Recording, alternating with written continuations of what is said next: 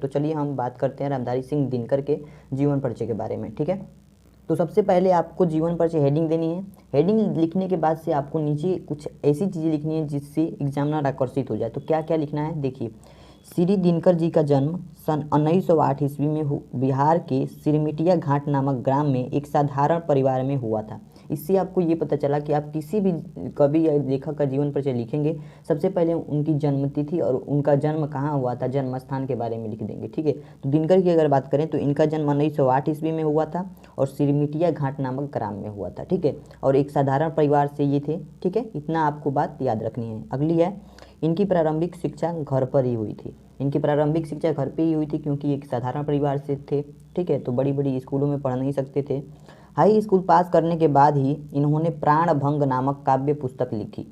इनको बचपन से ही क्या था, शौक था काव्य हिंदी साहित्य में। ठीक है, तो इन्होंने क्या किया, प्राण भंग नामक काव्य पुस्तक पहली बार इन्होंने लिखा वो हाई स्कूल पास करने के बाद से। ठीक है, जो सन 1929 ईस्वी में प्रकाशित हुई, यानी कि 10 के बाद से तो ये लिख दिए थे, लेकिन उस पुस्तक का प्रकाशन कब हुआ, 1929 ईस्वी में।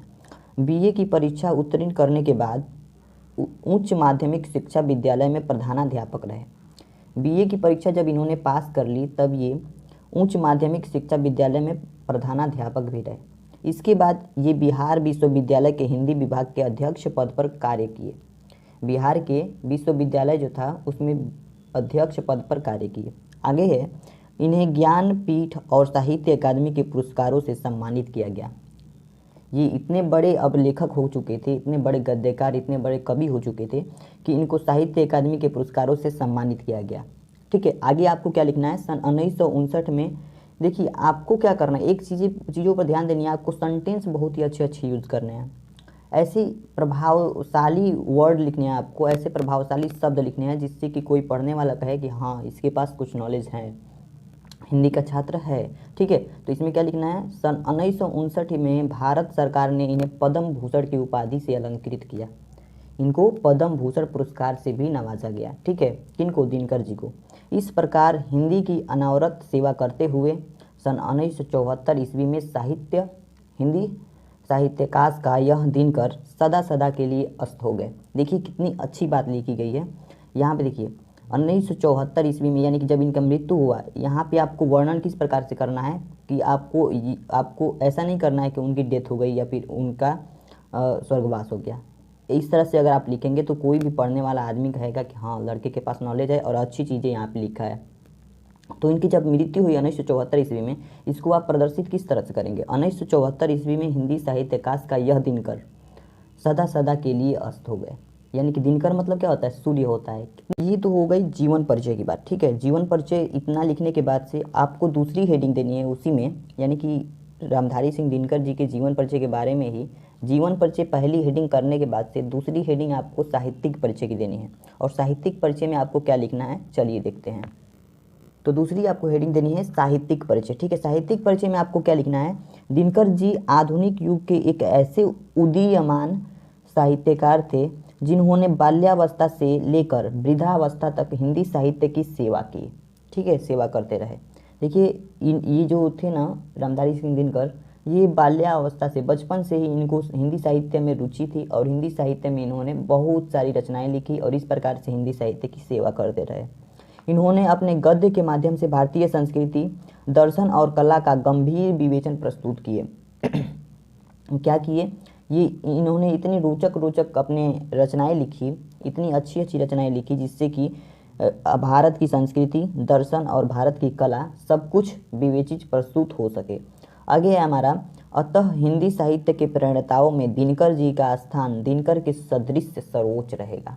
कितनी अच्छी लाइन यहाँ पे अंतिम लाइन लिखी गई है। और एग्जामिनर अंतिम लाइन और स्टार्टिंग लाइन की शुरुआत बहुत अच्छे तरीके से पढ़कर करते हैं, तो ऐसी शब्दों का प्रयोग कीजिएगा और इस बात का ध्यान रखिएगा कि हमारी पहली लाइन और अंतिम लाइन अच्छी होनी चाहिए और रोचक होनी चाहिए। ठीक है, तो यहाँ पे क्या लिखा गया है, अतः हिंदी साहित्य के प्रणेताओं में दिनकर जी का स्थान दिनकर के सदृश सर्वोच्च रहेगा। यानी कि दिनकर मतलब सूर्य की भांति सर्वोच्च रहेगा। कितनी अच्छी बात लिखी गई है। इनके नाम में ही इनकी कुछ पर्यायवाची शब्दों से जुड़ी कुछ अमेजिंग बातें लिख दी गई है जिससे कि पढ़ने वाला समझ जाएगा कि हाँ कुछ तो है। ठीक है, चलिए साहित्यिक परिचय लिखने के बाद से आपको कृतियाँ लिखनी होती है, कृतियाँ भी लिखनी है, बहुत इंपॉर्टेंट है, वे भी हेडिंग बहुत इंपॉर्टेंट है, तो इस हेडिंग को भी आप बहुत ही अच्छे तरीके से तैयार कीजिएगा। चलिए बात करते हैं कृतियाँ की। अगली हेडिंग है हमारी कृतियाँ। तो कृतियाँ आपको कैसे लिखनी है, देखिए बहुत ही अच्छे तरीके से आपको कृतियाँ, यहाँ पे गद्य ग्रंथ में इन्होंने क्या लिखा, काव्य ग्रंथ में क्या लिखा, महाकाव्य में क्या लिखा, इन्होंने यहाँ पे मैंने सब कुछ लिख दिया है। इसमें से आप चाहें तो 2 3 4 4 याद कर सकते हैं, पूरी याद करने की ज़रूरत नहीं है। आगे देखिए, इसमें आपको लिखना है पहली लाइन, दिनकर जी बहुमुखी प्रतिभा के कलाकार थे, इनकी रचनाएं निम्नवत हैं। इन्होंने जो भी रचनाएं लिखा वो निम्नवत यानी नीचे दी गई हैं। तो इसमें पहला आपको लिखना है गद्य ग्रंथ। गद्य ग्रंथ में इन्होंने क्या लिखा, अर्धनारीश्वर, मिट्टी की ओर, रेती के फूल, बट पीपल, उजली आग इत्यादि, ये सभी इनकी रचनाएं हैं। ठीक है, तो इत्यादि है तो और भी बहुत सारी रचनाएं होंगी गद्य ग्रंथ में। ठीक है, काव्य ग्रंथ में इन्होंने क्या लिखा, प्रणभंग, रेणुका। प्रणभंग इन्होंने 10वीं कक्षा में ही लिख दिया था और इनकी जो प्रकाशित हुई प्रणभंग 1929 ईस्वी में प्रकाशित हुई थी। रेणुका, रसवंती, सामधेनी, बापू, हुंकार, रश्मिरथी आदि। ठीक है, इन्होंने काव्य ग्रंथ में लिखा ये सब चीज़ें, बहुत सारी चीज़ें लिखी थी। महाकाव्य में इन्होंने 2 महाकाव्य लिखे, कुरुक्षेत्र और उर्वशी। तो आपको कृतियाँ लिखनी है पूरी कृतियाँ लिखने के लिए प्रश्न में भी कहा जाता है कि इनकी कृतियाँ भी लिखनी है 2 3, तो आपको सारी कृतियाँ में से 2 2 याद कर लेना है। ठीक है, 2 2 3 3 याद कर लेने हैं ताकि आपको फुल में फुल मार्क्स मिल सके। अगला हेडिंग लास्ट हेडिंग है, अंतिम हेडिंग आपको बहुत ही अच्छे तरीके से लिखना है। क्या लिखना है उसमें चलिए देखते हैं, जिससे एग्जामिनर खुश होकर के आपके पूरे नंबर दे देगा, आपकी एक भी नंबर नहीं कटेंगे।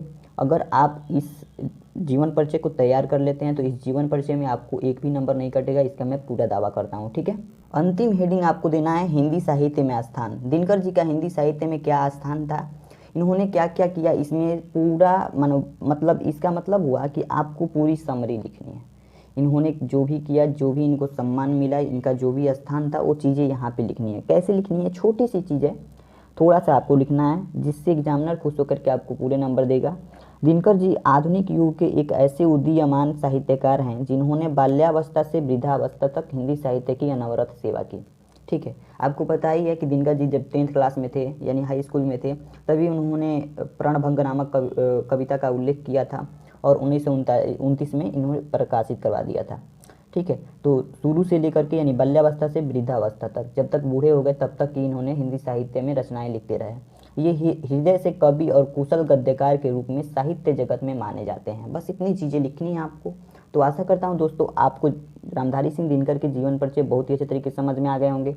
अगर आपको वीडियो अच्छी लगी हो तो मैं टारगेट रखा हूँ कि मेरे वीडियो पे 100 लाइक मिले। ठीक है, तो अगर आप मेरी इस ख्वाहिश को पूरी कर देते हैं तो मैं आप लोगों के लिए और भी इम्पोर्टेंट वीडियो और आपकी डिमांड पे अलग अलग वीडियो लाता रहूँगा। ठीक है, तो अगर आपको वीडियो पसंद आई हो तो वीडियो को लाइक कीजिए, 100 लाइक पहुँचाइए।